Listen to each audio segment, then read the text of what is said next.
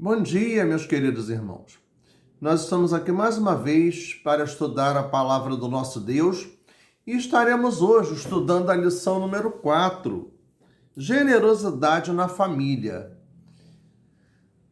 Na revista Palavra e Vida, e estamos já no terceiro trimestre de 2021, a quarta lição, hoje, dia 25 de julho, a lição número 4, Generosidade na Família. Nós vamos orar pedindo a direção do nosso Deus para a aula que aqui teremos. Senhor nosso Deus e Pai, nós nos colocamos nesse momento em Tuas mãos e queremos Te agradecer, Senhor, por estarmos reunidos para estudarmos da Tua Palavra. Ó Pai, queremos Te pedir, Senhor, que o Teu Espírito Santo tenha livre atuação aqui nesse momento, meu Deus, que Tu possas me instruir, Senhor, para ser um instrumento Teu na condução desse estudo e que todos quantos estejam vendo e ouvindo esta aula, esse vídeo, possam também crescer, ó Deus, na Tua graça e no Teu conhecimento. Nós Te pedimos, Senhor, que Tu nos instrua, que Tu nos dê a devida sabedoria em tudo aquilo que vamos dizer, fazer aqui, e que Tu possas receber, ó Deus, a nossa adoração, o nosso louvor, a nossa gratidão a Ti, ó Deus, em nome de Jesus. Amém. Em 1 Timóteo 5, capítulo 8, nos diz o seguinte, esse é o título básico da nossa aula, da nossa lição de hoje. Mas antes do versículo 8, vamos começar lá no versículo 1. Fala acerca dos velhos e das viúvas. Nos diz o seguinte, a palavra do nosso Deus. No versículo 1. Não repreenda asperamente os anciãos, mas admoesta-os como a pais, aos mancebos como a irmãos. Aos mancebos seriam aos jovens. As mulheres idosas como a mães, as moças como a irmãs, em toda a pureza. Honra as viúvas que verdadeiramente são viúvas, mas se alguma viúva tiver filhos ou netos, aprendam primeiro a exercer piedade para com a sua própria família e a recompensar seus pais, porque isto é bom e agradável diante de Deus. Ora, a que é verdadeiramente viúva e desamparada, espera em Deus e persevera de noite e de dia, em rogos e orações. Mas a que vive em deleites, vivendo, está morta. Manda, pois, estas coisas para que elas sejam irrepreensíveis. Mas, se alguém não tem cuidado dos seus, principalmente dos da sua família, negou a fé e é pior do que o infiel. Esse versículo 8 é justamente o versículo base da lição de hoje, que é generosidade na família, ou a mordomia na família, ou da família, o exercício da mordomia na família. Bem, nós vemos que o conceito de família hoje em dia, se tornou muito diversificado. Segundo o conceito mais antigo, família disse que é a célula máter da sociedade, a célula mãe, a base de formação de uma sociedade. Isso é um fato. Não é a Bíblia que está, somente a Bíblia que está propondo esse conceito. Isso é um conceito da sociologia mais inicial. E a família, para Deus, foi instituída por Deus. Deus criou a família. E a família é a base inicial da formação do indivíduo, daquela criança, daquele adolescente que vai formar o seu caráter, a sua personalidade. E vemos que não existe a família perfeita.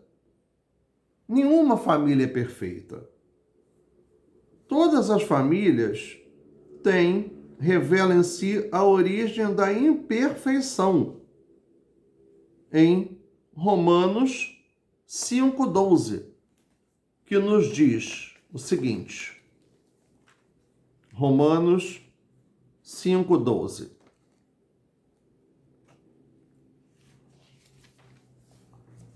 Vejamos.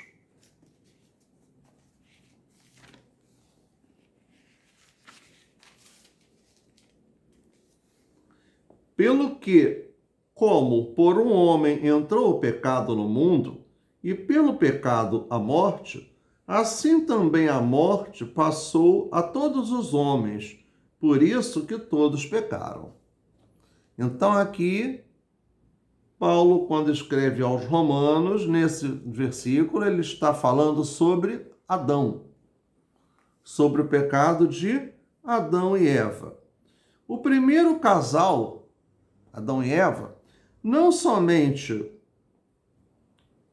tornou a sua relação conjugal defeituosa, como a da família a partir de então, já que introduziram no mundo o pecado. A família original rompeu sua relação de intimidade espiritual com o Criador e herdou todas as consequências desastrosas desse rompimento, encontradas em Gênesis 3, de 7 até 24. Leiamos os versículos acompanhando aqui a nossa revista, né? Então vejamos. Gênesis 3. O versículo 7 diz: Então foram abertos os olhos de ambos e conheceram que estavam nus. E cozeram folhas de figueira e fizeram para si aventais. Então aqui no versículo 7, a vergonha. Eles descobriram a vergonha, revelou-se a vergonha, já que eles descobriram que estavam nus, estavam sem roupa. No versículo 8, e ouviram a voz do Senhor Deus, que passeava no jardim pela viração do dia, e escondeu-se Adão e sua mulher da presença do Senhor Deus entre as árvores do jardim. O versículo 8 indica a culpa. Nos versículos 13 a 15, vamos ver o seguinte, que nos diz: E disse o Senhor Deus à mulher: Por que fizeste isto? Por que fizeste isto? E disse a mulher: A serpente me enganou e eu comi. Então o Senhor Deus disse à serpente: Porquanto fizeste isto, maldita serás, mais que toda besta e mais que todos os animais do campo. E sobre o teu ventre andarás, e pó comerás todos os dias da tua vida. E porei inimizade entre ti e a mulher, e entre a tua semente e a sua semente, e esta te ferirá a cabeça, e tu lhe ferirás o calcanhar. Desses versículos 13 a 15, que eu acabei de ler, eles revelam uma outra característica, que é a perversão da natureza. Depois de 17 a 19, e Adão disse: Porquanto deste ouvidos à voz de tua mulher, e comeste a árvore de que te ordenei, dizendo: Não comerás dela, maldita é a terra por causa de ti, com dor comerás dela todos os dias da tua vida. Espinhos e cardos também te produzirá, e comerás a erva do campo. No suor do teu rosto comerás o teu pão, até que te tornes a terra, porque dela fostes formado. Porquanto és pó, e em pó te tornarás. Esses versículos 17 a 19, dificuldades e obstáculos com a natureza. E no versículo 19, a morte física, a morte do corpo. No versículo 24, nos diz: E havendo lançado fora o homem, pôs querubins ao oriente do jardim do Éden, e uma espada inflamada que andava ao redor para guardar o caminho da árvore da vida. Então, no versículo 24, a morte espiritual, que é a separação eterna entre o homem, a humanidade, e Deus. No anterior, a morte física, que é quando a nossa vida material acaba, cessa, deixa de existir. E a morte espiritual, a separação eterna de Deus, causada pelo pecado. E é bom lembrar que o pecado da desobediência, foram desobedientes a Deus. Adão e Eva foram desobedientes a Deus. Eles foram tentados pela serpente, no caso por Satanás, caíram em tentação e pecaram e foram expulsos do jardim do Éden. Ou seja, eles desobedeceram às ordens de Deus. Porém, mesmo com toda esta exposição catastrófica, a palavra de Deus nos aponta para a solução, que é a graça de Deus, o Criador. A graça de Deus, o Criador. Porque a graça de Deus, por meio de Jesus, veio resgatar a humanidade para com Deus. Ou seja, veio trazer a humanidade de volta a Deus. Nessa lição, nós estaremos refletindo sobre a família de José.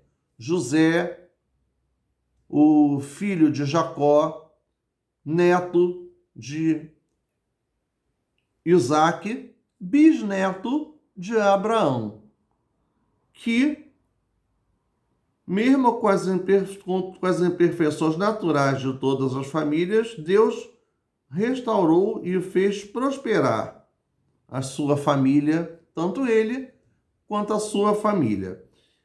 Em José encontramos características que mostram como uma pessoa que se permite ser um bom mordomo dos seus sentimentos pode ser usada por Deus para mudar o rumo da sua família.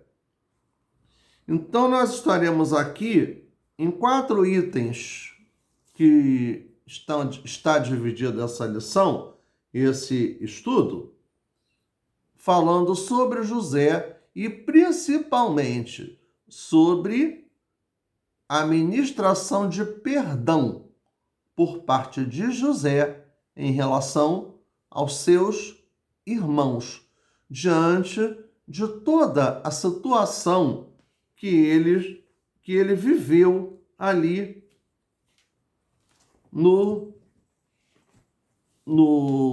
cativeiro no Egito, como escravo no Egito, sendo vendido por seus irmãos a mercadores, foi parar no Egito sendo escravo, e sendo escravo ele foi injustiçado, esteve preso, e mesmo estando preso, Deus o honrou, que ele, de escravo, de um simples servo, ele chegou a ser o governador-geral do Egito, isto é, o segundo na escala de poder do Egito daquela época, que era considerada a grande potência econômica do mundo de então, o que equivaleria hoje aos Estados Unidos, né? Grande potência mundial da época era o Egito. Aí nos diz o seguinte: Assim, ninguém mais estava presente quando José se revelou a seus irmãos. E ele se pôs a chorar tão alto que os egípcios o ouviram. E a notícia chegou ao palácio do Faraó. Isso está em Gênesis, capítulo 45, versículos 1 e 2. José foi tremendamente injustiçado pelos seus irmãos, porém ele os perdoa. Depois dele ter passado toda aquela situação que ele passou, e por que os irmãos de José resolveram se livrar dele, o vender como escravo a mercadores, e nesse meio tempo ele foi parar no Egito. É bom lembrar que isso não aconteceu por acaso. Podia não estar nos planos de José, nem imaginar que isso fosse acontecer com ele, mas estava nos planos de Deus, porque Deus ali tinha um propósito para revelar a sua glória e a sua graça a partir de José. Da mesma forma como ele foi com seu avô, com seu pai Jacó, com seu avô Isaque e com seu bisavô Abraão, os patriarcas do povo de Israel. Bem, o que a gente viu acontecer? José era o filho preferido de Jacó. Por quê?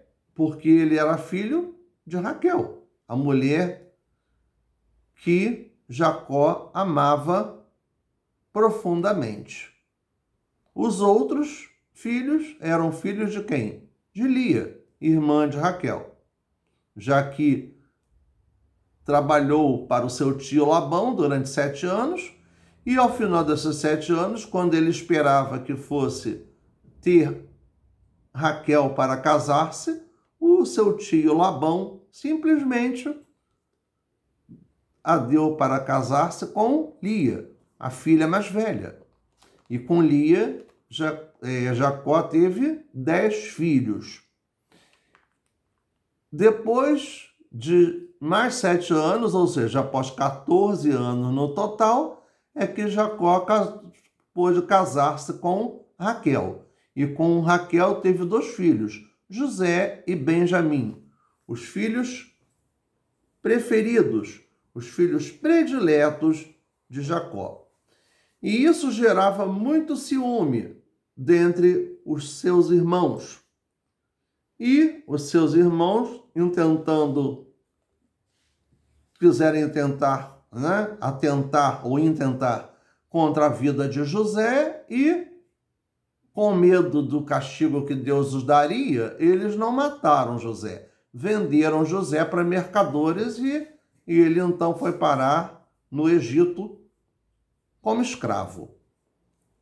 E isso não se deu à toa.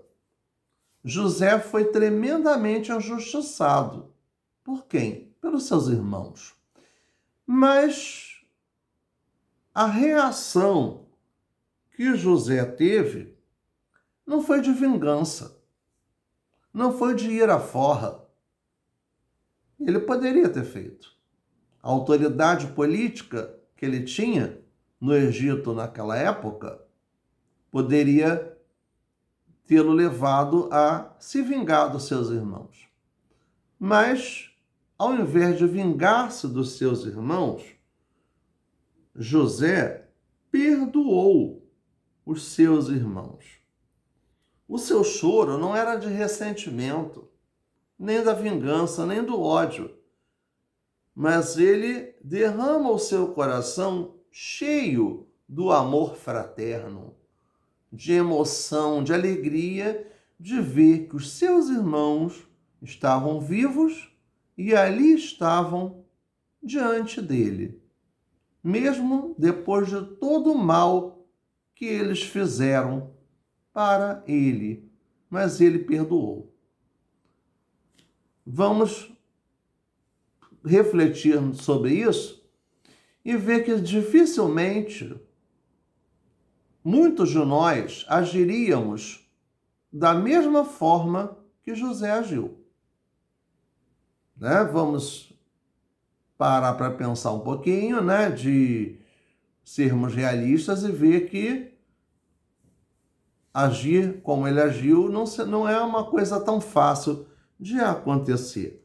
Muitas famílias hoje em dia têm se dispersado por conta das angústias da escassez, em função da pandemia do Covid-19, dessa grave crise econômica, social que o nosso planeta tem vivido e, consequentemente, o nosso país também.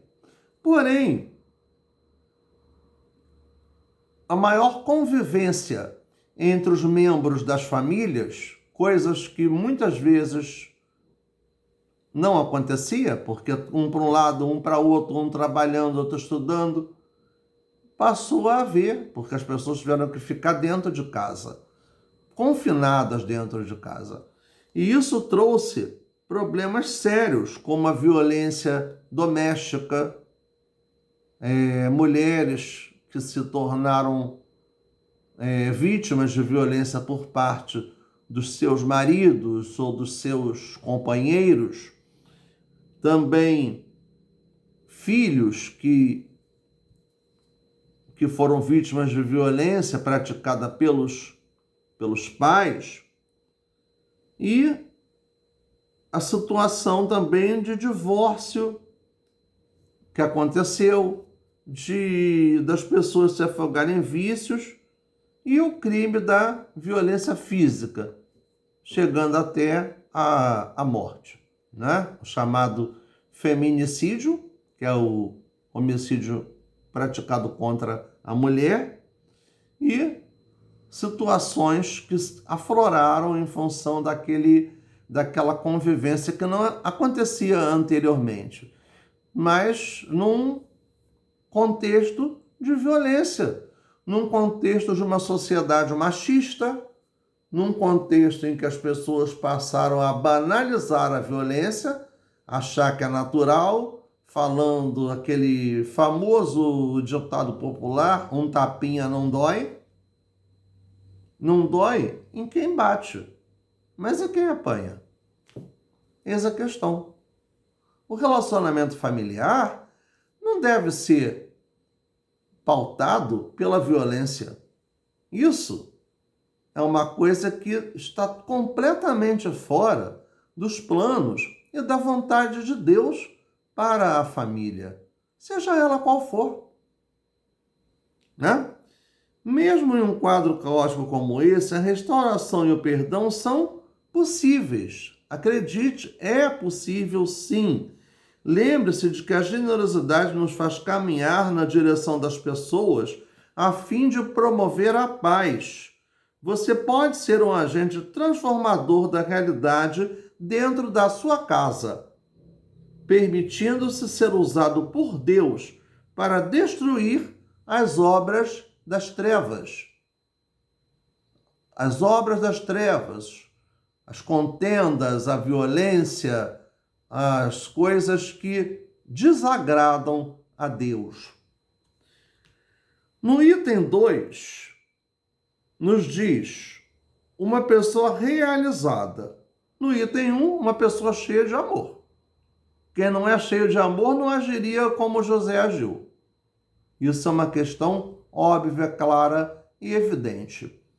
Uma pessoa realizada, porque ele foi injustiçado, pelos seus irmãos, ele foi alvo de uma armadilha causada pela mulher de Potifar, que, tendo o assediado e não tendo uma resposta positiva, porque ele foi fiel a Deus e foi fiel ao seu senhor, que era o dono da casa, Potifar, o marido daquela mulher, e ele não cometeu adultério com aquela mulher. E ela o acusou de ter feito isso, de tê-la assediado, coisa que ela fez. Ele ficou preso por causa disso. A interpretação de um sonho dentro da prisão o levou até o faraó, quando José pôde interpretar a situação de que o Egito viveria um período de 7 anos de opulência, de riqueza, de abastança, e depois viria 7 anos de crise, de fome, de miséria. Então, o que houve? Ele revelou este sonho a Faraó e houve, então, toda uma provisão, todo um planejamento para que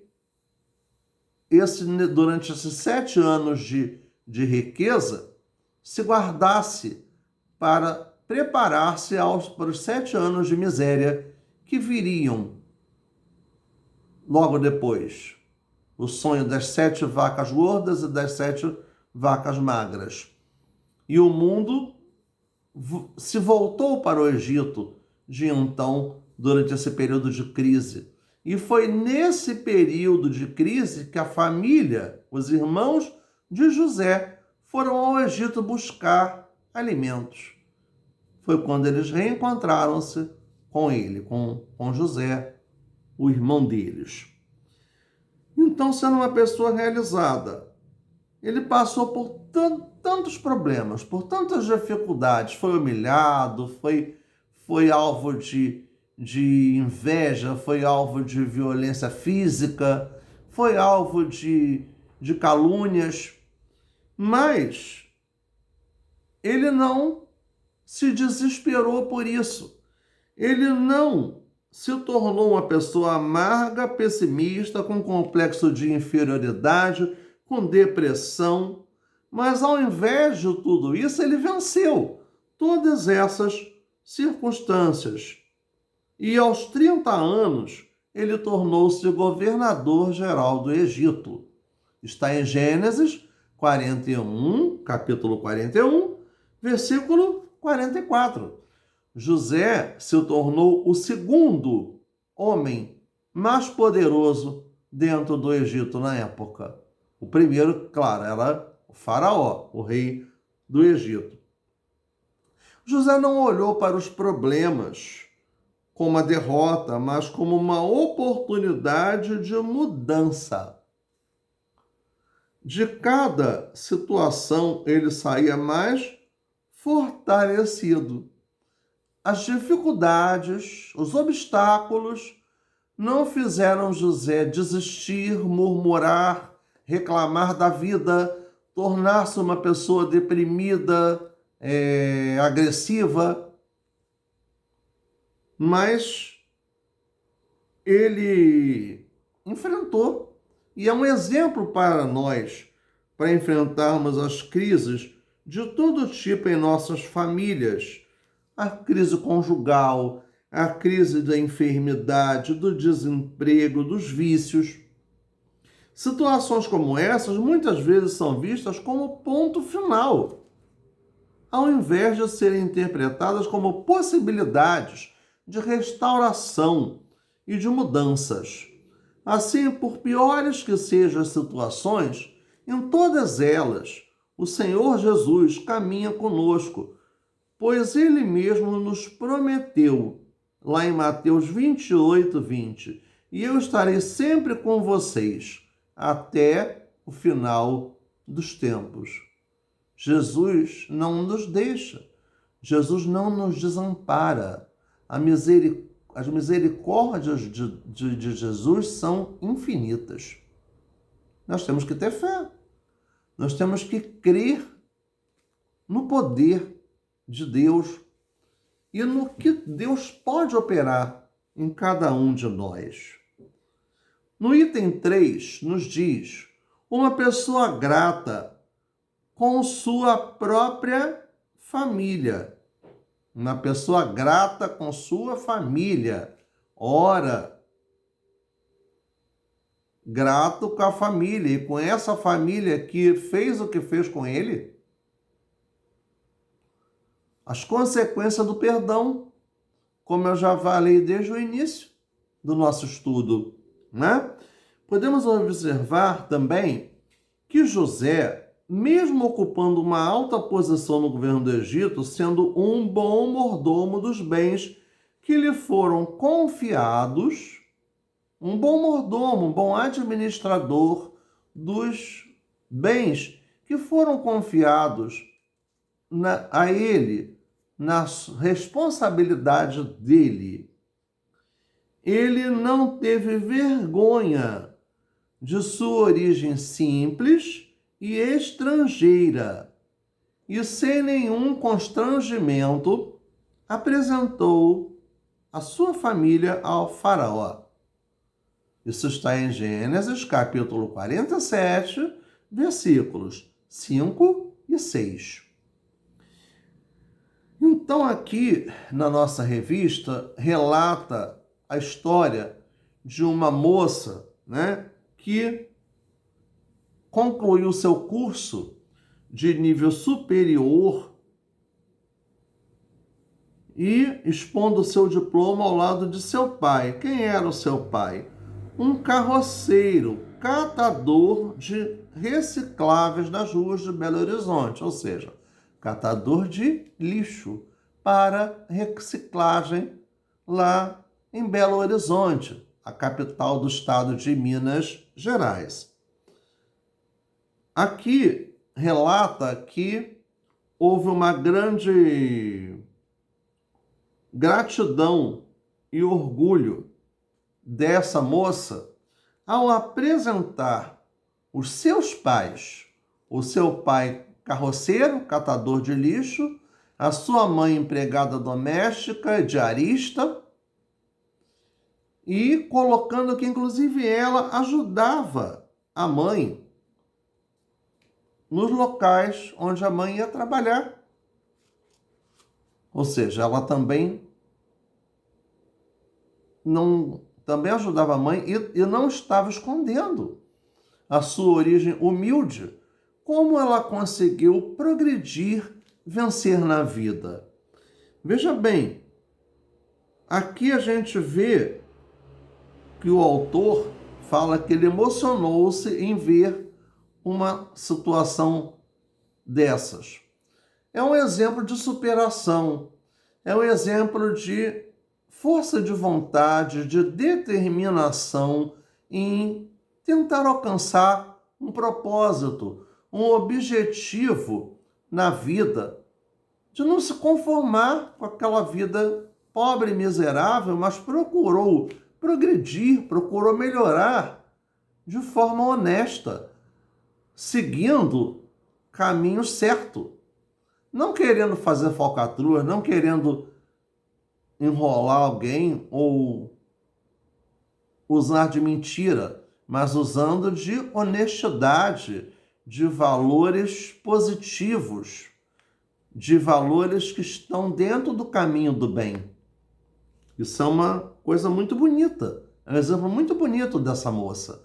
Ela não escondeu sua origem humilde, ela não esqueceu de onde ela veio, das dificuldades que ela passou e o que foi, e que aquilo foi um estímulo para que ela voltasse para estudar, para se esforçar, para conseguir um objetivo e melhorar as suas condições de vida e, consequentemente, também a dos seus pais. A família é abençoada quando seus membros olham para a sua história de vida com um coração generoso e conseguem perceber a ação de Deus em sua trajetória.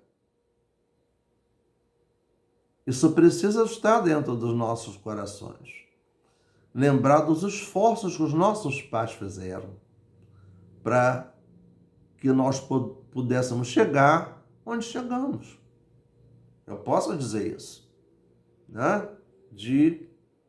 Dos esforços que meu pai, que minha mãe fizeram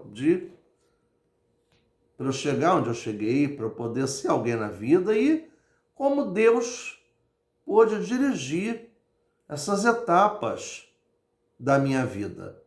E é claro que os irmãos e os amigos que estão vendo essa aula, estão assistindo esse vídeo, poderão também relembrar-se de como Deus agiu na sua vida através dos seus pais, através daquelas pessoas que lhes deram a mão, que foram bênçãos, foram pontes na sua vida para você poder chegar onde você chegou, para você ser quem você é. José teve a sua história forjada no calor da sua família. José soube valorizar os seus e ser um bom mordomo daquilo que lhe fora confiado, inclusive dos seus próprios sentimentos. Em decorrência disso, através dele, seu pai e toda a sua família foram abençoados física e economicamente, porque eles puderam enfrentar aquela crise econômica, aquela situação tão difícil que o mundo vivia na sua época, e serem ajudados por intermédio de José. José, podemos dizer que é um exemplo claro de uma pessoa humilde. E o que é a humildade? É a pobreza?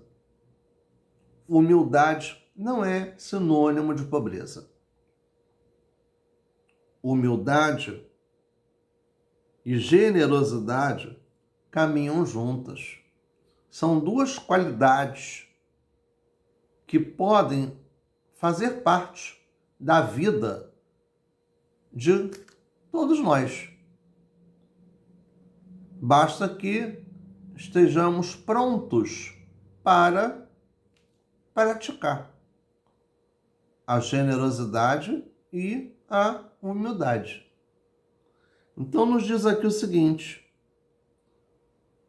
humildade não é sinônimo de pobreza? Não é.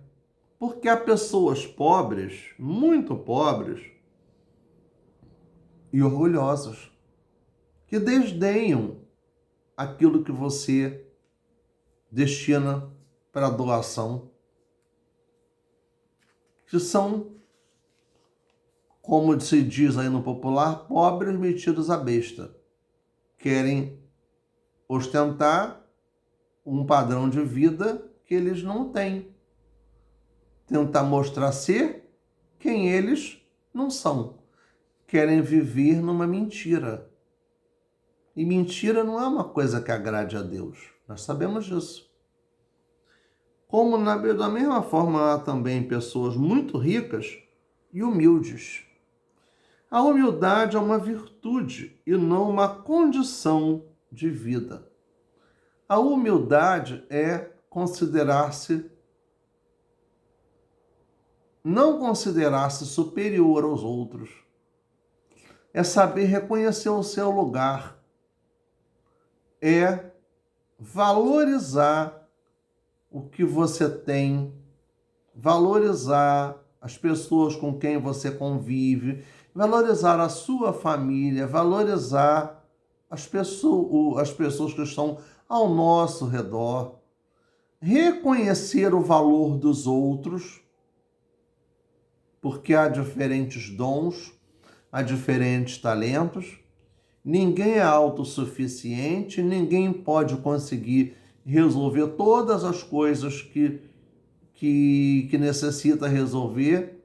A gente sempre precisa de alguém. Nós não somos seres solitários, nós somos seres solidários. Nós somos interdependentes. Um depende do outro. humildade significa reconhecer também a nossa interdependência. A humildade é virtude, e virtude a gente adquire e desenvolve. Vai do caráter de cada um, vai da realidade que a gente pode viver, do que a gente quer fazer. José estava no auge da riqueza. No entanto, ele sabia reconhecer a ação soberana de Deus em toda a sua trajetória de vida. Tudo o que ele enfrentou foi providencialmente permissão de Deus. Estava nos planos de Deus. Não aconteceram por acaso. Deus fez aquilo tudo ali para instruí-lo, para ensiná-lo. Como Deus faz com a gente no nosso dia a dia, e para a gente poder aprender, para a gente poder ter ideia de quem nós somos, da nossa fragilidade, da nossa dependência de Deus, da nossa dependência dos outros também. Que nós não somos a última cereja do bolo, a última azeitona da empada, nós somos pessoas que precisam dos outros. E desenvolver a humildade é importantíssimo. Não é querer demonstrar pobreza, demonstrar falta de inteligência, não. É saber reconhecer-se. Reconhecer o seu valor e o valor alheio. E não querer se achar melhor do que ninguém. Vocês planejaram o mal contra mim, mas Deus o tornou em bem, para que hoje fosse preservada a vida de muitos. Gênesis 50, versículo 20. José falando isso para os seus irmãos. Com esta atitude, José agiu com generosidade sobre os seus e, por extensão, sobre todo o Egito. Porque todo o Egito foi abençoado em função da interpretação do sonho do faraó e da sabedoria que Deus deu a José de conduzir a economia daquele país de forma que resolvesse o problema da fome que se passava no mundo dentro do Egito, como também de outras nações, de socorrer aqueles que vinham em busca de alimentos, de comida, das suas provisões.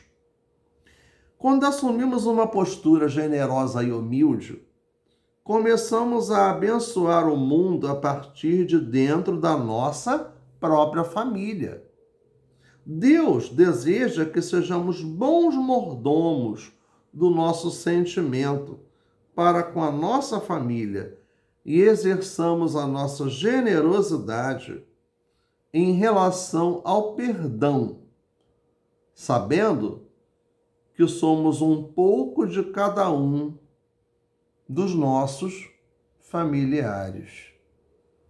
Essa é a nossa herança genética, que a gente carrega.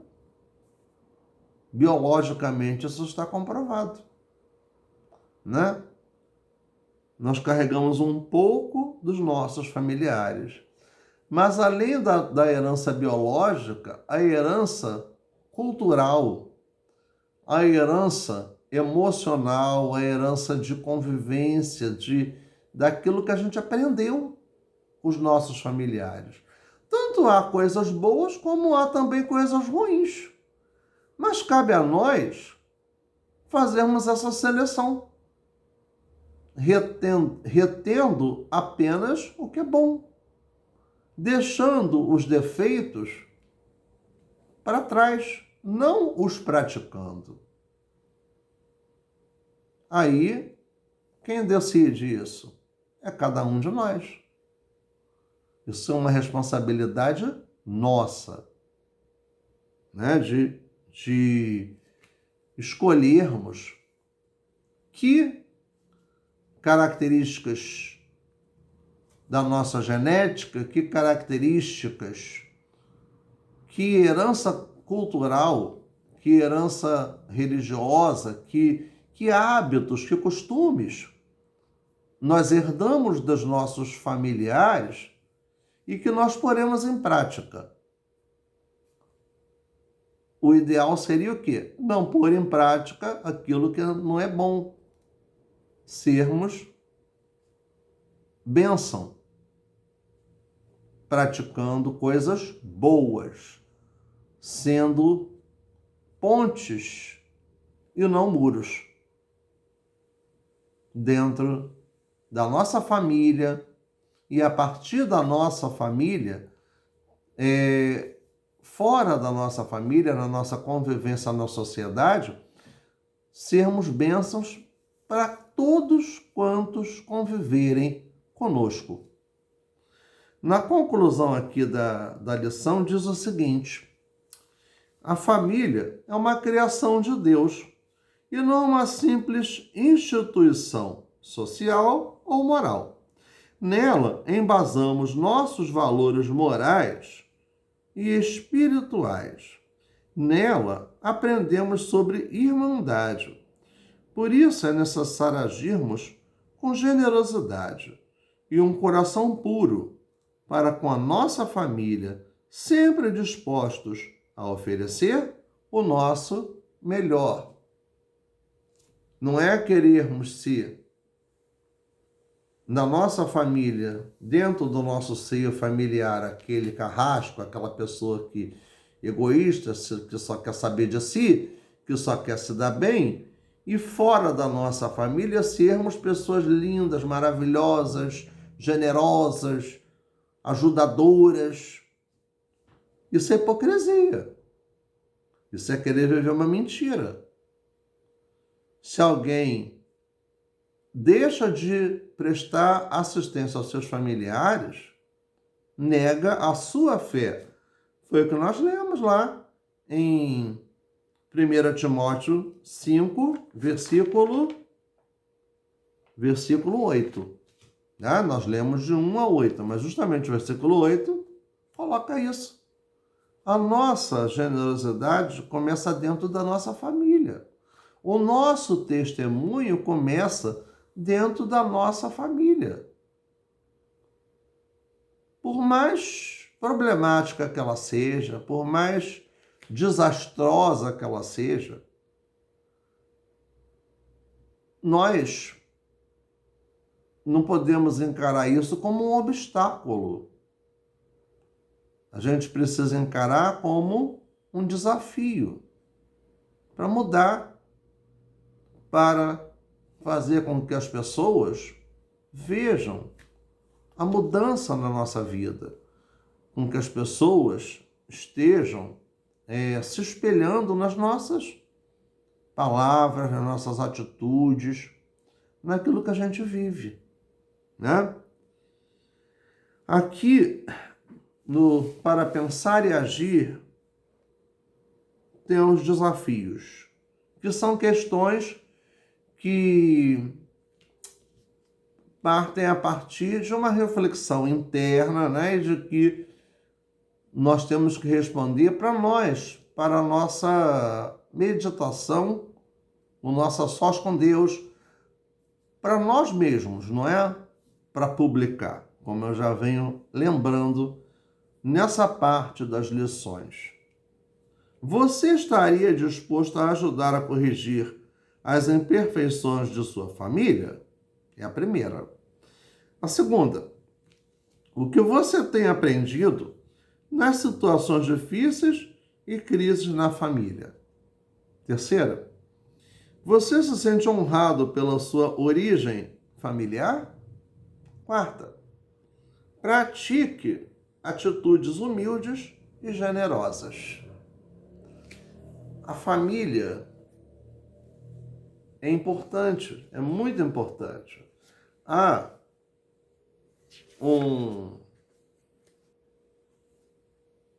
uma letra do Inário para o Culto Cristão que eu vou estar recitando, tá? Eu não sei a música dele, eu estarei recitando, que diz assim, é o número 592 no HCC, baseada no Salmo 127, versículo 1. Se o Senhor não edificar a casa, em vão trabalham os que a edificam. Nos diz esses versos. Nestes dias de tantas incertezas, nossos lares a fé precisam ter. Cada um pondo em Deus a confiança. Sendo assim, lar feliz nós vamos ser. Com amor, lar feliz nós vamos ser. Segunda estrofe. Nestes dias de tanta violência, nossos lares paciência devem ter, cada um cultivando a tolerância. Sendo assim, lar feliz nós vamos ser. Com amor, lar feliz nós vamos ser. Nesses dias de tanta insegurança, nossos lares firmeza devem ter. Pais e filhos buscando harmonia. Com Jesus, lar feliz nós vamos ser. Com amor, lar feliz nós vamos ser.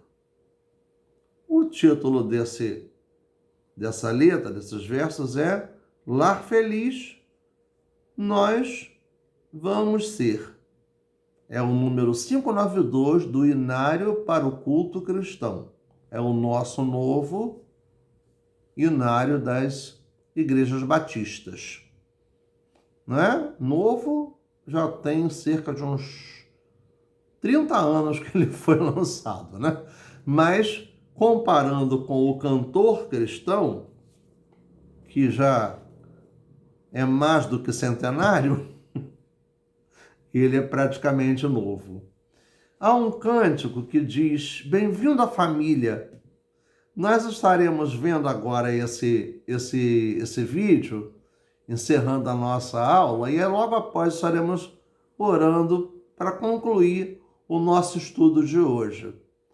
É aquele cântico que foi gravado pelo Grupo Prisma, né, que cantamos nos nossos cultos, em programações do Ministério da Família, em programações de exaltação à família. Então, estaremos acompanhando aqui. Bem-vindo à família, é bom estar aqui para compartilhar e aprender a amar. Que sejamos para você o que Deus quer de nós, uma família em que possa confiar. Que amemos uns aos outros como Ele nos amou. E só falemos coisas boas e do seu amor. Que o Santo Espírito nos guia em oração. Então vamos ser da família. Bem-vindo à família, é bom estar aqui para compartilhar e aprender a amar. Que sejamos para você o que Deus quer de nós, uma família em que possa confiar. Você possa confiar.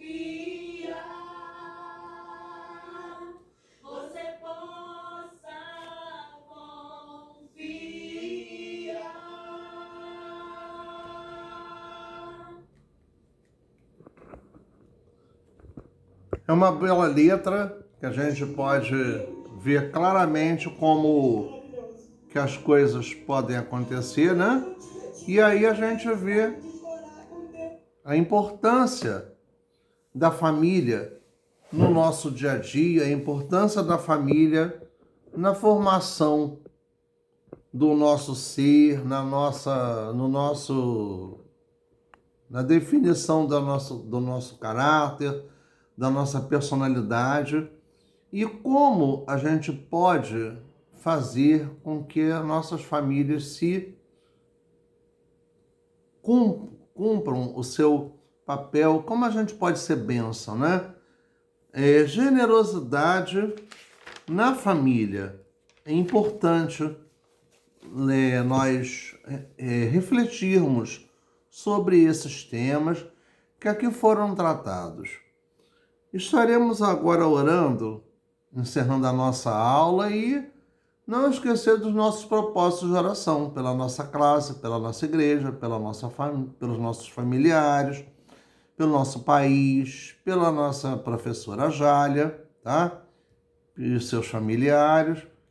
Estejamos, irmãos, em oração, estejamos sempre procurando buscar o Senhor e abençoar onde nós estivermos. Oremos, então. Meu Pai querido, muito obrigado pela aula que podemos ter, ó Deus, por tudo quanto aquilo que tratamos nesse estudo. Meu Deus, nós queremos te pedir que tu possas ter misericórdia da nossa vida, Pai, que tu estejas conosco, que tu sejas, ó Pai, com os nossos lares, com os nossos familiares, ó Deus, que tu possas, ó Pai, ministrar a cura de enfermidades, que tu possas, ó Deus, abrir as portas de oportunidades para aqueles que precisam, ó Deus. Que tu possas, ó Pai, despertar, ó Deus, a fé daqueles que estão mais fracos, Senhor. Ó Pai, tem misericórdia de todos nós, tem misericórdia, Senhor, da nossa igreja, dos ministérios da nossa igreja, Senhor Deus, de todos os nossos irmãos, ó, em Cristo, Senhor, dos nossos amigos, das pessoas com que nós convivemos. Esteja conosco, meu Deus. Tem misericórdia também do nosso país, dá a tua direção, Senhor, aos nossos governantes para agir de forma correta para com o povo brasileiro, Senhor Deus. Que infelizmente a gente sabe que são coisas que não têm acontecido. Tem misericórdia de nós, ó Pai. Ó Pai, dá-nos a tua unção, Pai, a tua direção, a tua sabedoria em todas as coisas que venhamos fazer, dizer, onde estivermos, Pai, que sejamos bênçãos, ó Pai, para todos, Senhor Deus, que conosco estiverem convivendo. Recebe a nossa oração, o nosso louvor, a nossa adoração, meu Deus, em nome de Jesus. Amém.